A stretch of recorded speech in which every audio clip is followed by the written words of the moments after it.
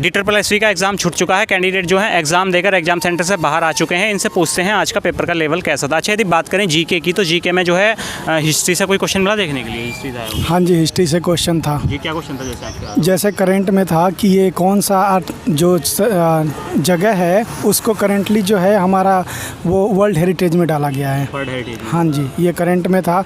और बहुत सारे और भी क्वेश्चन थे, जैसे कि जो खिलजी वंश का लास्ट जो था वो कौन सा संस्थापक था, ये था राजा कौन था खिलजी वंश का लास्ट। हाँ जी। अच्छा ठीक है, जो करंट अफेयर था वो 2022 का था, 23 का था करंट अफेयर? जी, कुछ क्वेश्चन 2022 के भी थी और कुछ क्वेश्चन मार्च 2023 तक के करंट अफेयर आए थे।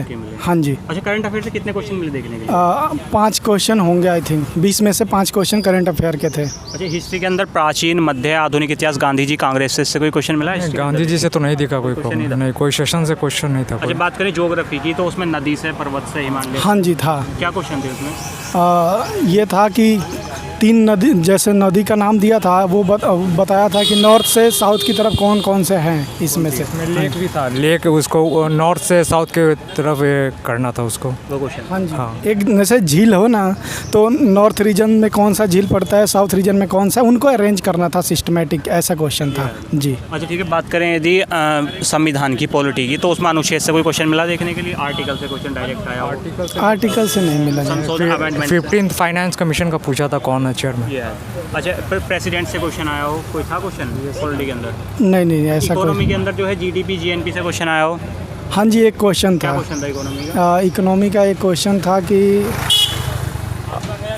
हमारा जो कौन सा अभी अवार्ड मिला था 55th में, किसके लिए? ई पैसा के लिए या ई बजट के लिए, कुछ ऐसा था सवाल जी। Current economics. हाँ। अच्छा, स्टैटिक जीके से कोई क्वेश्चन मिला हो? नृत्य से रिलेटेड कोई क्वेश्चन मिला हो? हाँ जी, था। क्या क्वेश्चन? जैसे एक नाम दिया था नृत्यांगना का और वो पूछा गया था कि ये किसके लिए थी, मतलब स्टेटमेंट 3 दिया था, उसमें ये पूछा गया था कि ये किसके लिए थी, जैसे कथकली के लिए, मोहिनीअट्टम के लिए, मतलब किसके लिए ये थी, उनका नाम भी था। अच्छा, जो जीके के जो क्वेश्चन पूछे गए वो स्टेटमेंट बेस्ड क्वेश्चन पूछे गए, वन लाइनर क्वेश्चन पूछे गए? नहीं, कुछ क्वेश्चन स्टेटमेंट बेस्ड भी थे। Statement based? हाँ जी, उसमें 3 स्टेटमेंट दे दिया और उसके हिसाब से आपको अनुमान लगाना कि कौन सा आंसर होगा जी। यानी कि उलझाने वाले, टाइम मैनेजमेंट वाले क्वेश्चन? बहुत सारे ऐसे क्वेश्चन मिले जिसमें कि लेंथी भी था। मैथ में भी ऐसा था और रीजनिंग में भी देखा जाए तो बहुत सारे ऐसे ही क्वेश्चन थे जो कि स्टेटमेंट वाले थे। अच्छा ठीक है, बात करें यदि मैथ की, तो मैथ में जो है नंबर सिस्टम से, पाइप एंड टंकी से क्वेश्चन था मैथ के अंदर? हाँ जी, नंबर सिस्टम से था। एक क्वेश्चन था सीरीज का। हाँ जी। अच्छा, इसके अंदर जो है प्रॉफिट लॉस से क्वेश्चन आया? हाँ जी, प्रॉफिट लॉस के 2-3 सवाल थे। अगर आपको याद हो, जैसे किस लेवल के क्वेश्चन? लेवल इतना हार्ड नहीं था, जैसे कि सिंपल था कि कोई ऑब्जेक्ट है, उसका कॉस्ट प्राइस इतना है और उसका सेलिंग प्राइस इतना है, मतलब जैसे सेलिंग प्राइस जो है और कॉस्ट प्राइस जो था सिंपल था, इतना ही दिया हुआ था। उसने ये बोला था कि जैसे कि कॉस्ट प्राइस जो है उसके ऊपर उसने 20% का डिस्काउंट दिया, पर मार्क प्राइस पे 25% डिस्काउंट दिया, तो उसको कितना प्रॉफिट हुआ? कोई ज़्यादा हार्ड नहीं था। मैथ कैलकुलेटिव था थोड़ा। हाँ, कैलकुलेशन हाँ जी, लेंदी था। कंपाउंड इंटरेस्ट का एक ऐसा सवाल था जिसमें कि उन्होंने ये पूछा था कि अमाउंट जो है वो इतना हो गया इतने साल में, और फिर उस अमाउंट जो है उसका प्रिंसिपल जो है 6 साल बाद कितना होगा, तो काफ़ी कैलकुलेटिव भी था।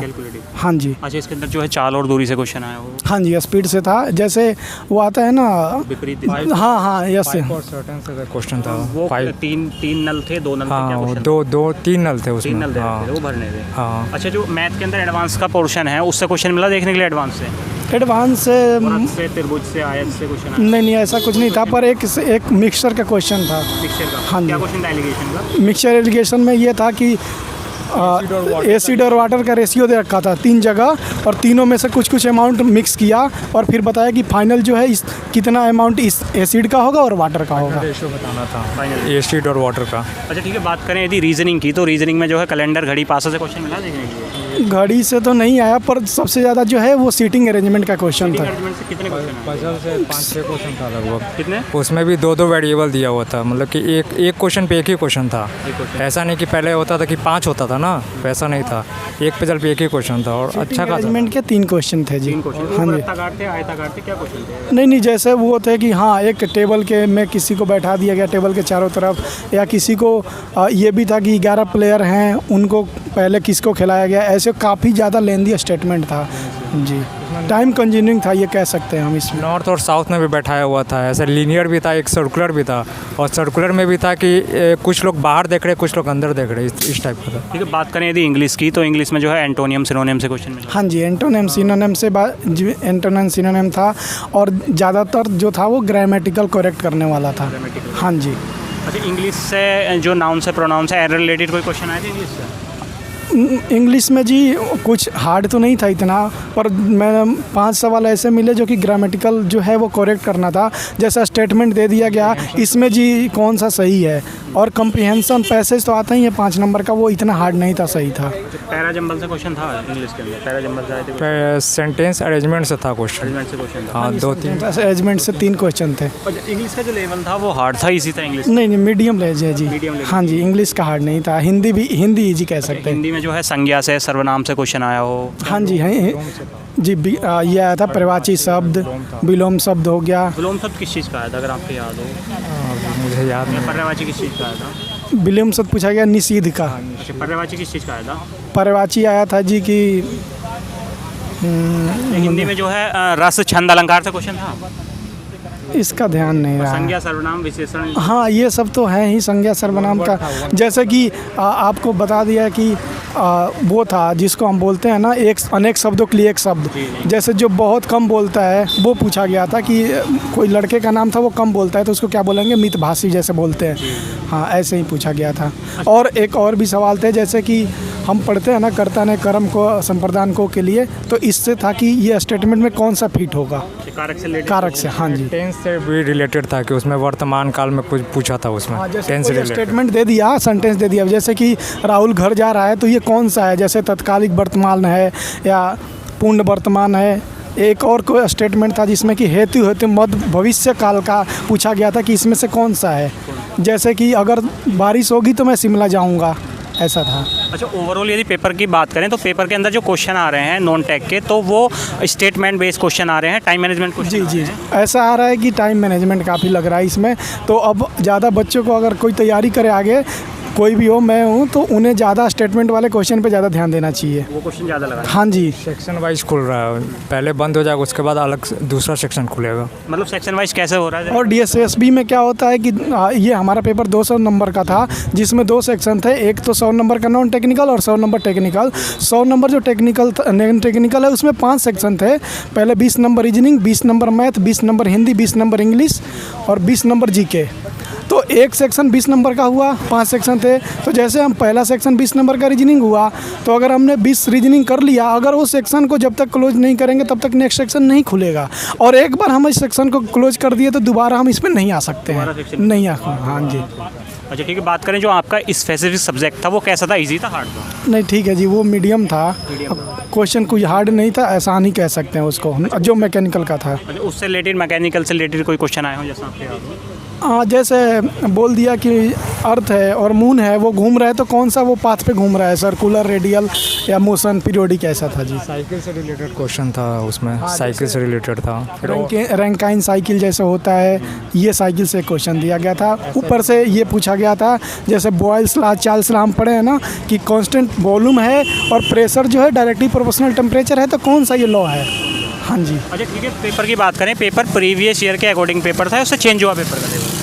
देखो जी, नॉन टेक्निकल में कहा जाए तो मैंने किया है, टेस्ट बहुत दिया, पर थोड़ा चेंज है लेवल। स्टेटमेंट बेस्ड ज़्यादा सवाल पे ये कर रहे हैं, ध्यान दे रहे हैं। हाँ, ताकि बच्चे जो है टाइम कंज्यूम कर सके ज़्यादा। हाँ जी। और मैथ थोड़ा टाइम कंज्यूमिंग था, रीजनिंग मैथ। हाँ, क्योंकि उसमें पजल दिया, एक पजल पे एक ही क्वेश्चन है, तो उसमें टाइम लग जाएगा सॉल्व बात करने। करें रीजनिंग में तो जो डायग्राम बेस्ड रीजनिंग होता है वो भी था, और वो भी काफ़ी कंफ्यूजिंग दे रहे हैं। मिरर इमेज था आपका, नॉन वर्बल से भी क्वेश्चन? हाँ, मिरर भी था उसमें। दर्पण प्रतिबिंब, जल प्रतिबिंब, आकृति पूरी करना, इससे क्वेश्चन थे। हाँ, इसमें था आकृति वाला। होता है ना कि हम क्या करते हैं कि कोई भी फोल्ड करते हैं, फोल्डिंग वाला रीजनिंग होता है, एक तो वो था, और मिरर इमेज भी था, और अरेंजमेंट वाला भी था। और रीजनिंग में आपको एक बता दिया कि एक हमारा सीरीज का क्वेश्चन था। ऊपर से जो है और सब जो है सीटिंग अरेंजमेंट के क्वेश्चन थे। हाँ जी। अच्छा, जो सिलोलिज्म से भी था कोई। हाँ। अच्छा, जो कथन, पूर्वधारणा, तर्क, निष्कर्ष से क्वेश्चन? हाँ जी, हाँ जी, इससे कितने चलो। क्वेश्चन आए थे इससे? अगर मैं बात करूँ ऐसा तो मुझे लगता है 4 से 5 क्वेश्चन होंगे। हार्ड थे, इजी थे जो आए थे? पर ये था कि हार्ड और इजी तो नहीं कह सकते, पर उसका अनुमान लगाना थोड़ा कठिन होता है। जैसे कि उन्होंने ये पूछा था कि 62 साल की उम्र में इंसान को रिटायर हो जाना चाहिए, तो उसका 2 स्टेटमेंट दिया था। एक तो इससे क्या होता है कि 62 साल के बाद आदमी जो है वो पूर्णतः कार्य करने के लिए नहीं रह सकता, अच्छा से नहीं कर सकता। दूसरा कि इससे युवाओं को रोज़गार मिलेगा। अब इनमें से वो इन्होंने ये नहीं लिखा था कि दोनों स्टेटमेंट ठीक है, या तो एक या तो दो, मतलब या तो पहला सही है या तो दूसरा सही है, या तो एक सही है या 2 सही है, या तो दोनों नहीं सही है। तो अब इसमें थोड़ा अनुमान लगाना कठिन हो गया मुझे कि मैं क्या ही लगाऊं, है ना। कोई भी कंफ्यूज हो जाएगा इसमें, क्योंकि स्टेटमेंट तो दोनों ही सही है। तो ज़्यादा सही तो मुझे पहला लगा, क्योंकि 62 साल की उम्र में इंसान जो है थोड़ा हेल्थ डाउन हो जाता है, तो वो पूर्ण रूप से अपना जो है पूरा परफॉर्मेंस नहीं कर दे पाता है। हाँ जी, रोजगार की दृष्टि से भी। अच्छा ठीक है, यदि बात करें जो नेक्स्ट कैंडिडेट को आप नॉन टेक के लिए क्या सलाह देना चाहेंगे कि जीके, इंग्लिश, मैथ, रीजनिंग कैसे तैयार करें, कहाँ से पढ़ें, कोई सलाह देना चाहेंगे नेक्स्ट कैंडिडेट को? जी वो बच्चे जो हैं जैसे प्रीवियस टेस्ट तो लगा ही रहे हैं, पर कुछ पैटर्न चेंज हुआ है। जैसे कि उन्हें ज़्यादा ध्यान देना चाहिए जो है हमारा स्टेटमेंट बेस्ड क्वेश्चन पे आजकल, क्योंकि ज़्यादा ये क्वेश्चन आ रहा है। ठीक है, नेक्स्ट जैसे एग्ज़ाम अभी इसका और 2 शेड्यूल में है, तो कोई भी अगर देगा तो उसे थोड़ा सा यही बोलूँगा मैं कि वो क्या करे कि स्टेटमेंट बेस्ड क्वेश्चन जो है उस पर थोड़ा पढ़ ले। हाँ जी, आप कुछ सलाह देना चाहेंगे नेक्स्ट कैंडिडेट? यही थोड़ा टाइम मैनेजमेंट का उसमें ध्यान रखना पड़ेगा, नहीं तो क्योंकि हर सेक्शन ओपन होगा उसके बाद फिर दोबारा ओपन नहीं कर सकते उसको, एक बार जब क्लोज कर दिया तो। हाँ जी, ठीक है, DSSS संबंध। हाँ जी, क्योंकि ये जो है दोनों सेक्शन में हमें मिनिमम 40% मार्क्स लाने होते हैं क्वालिफाई करने के लिए। अगर ऐसा नहीं है कि एक सेक्शन में 100 में से 80 नंबर लाए और दूसरे में हम 30 नंबर लाए तो हम पास कर गए, नहीं। अगर कट ऑफ 100 भी जाएगा और एक में मेरा 80 और दूसरे में 30 है तब भी हम फेल कर जाएंगे, क्योंकि मिनिमम जो है दोनों सेक्शन में से 40% मार्क्स लाना ही लाना है। हाँ, इसीलिए जो भी है टाइम मैनेजमेंट पे बहुत ही ध्यान देना है इसमें। ये नहीं कि हम लग गए पहले सेक्शन में ही, पहले में 80 नंबर ला दिए 100 में से और दूसरा खाली छोड़ दिए, तो कुछ नहीं हो पाएगा, हम क्वालिफाई नहीं कर पाएंगे, क्योंकि दोनों सेक्शन में 40% मिनिमम लाना ही लाना है। हाँ जी, ठीक है जी। जो मैथ है वो मतलब टाइम मैनेजमेंट था, मैथ टाइप जो है मैथ और रीजनिंग दोनों टाइम जो है मैंने जो वो था, हाँ टाइम जो लेंदी था, थोड़ा टाइम कैलकुलेटिव था। उसमें जो है हमारा बता ही दिया आपको कि बहुत सारा जो था वो स्टेटमेंट बेस्ड क्वेश्चन था, और मैथ में तो आप बता ही रहा हूँ कि कैलकुलेटिव था थोड़ा। ठीक है, DSSS संबंधित आपकी कुछ भी क्वारी आप हमें कमेंट बॉक्स में करके बता सकते हैं।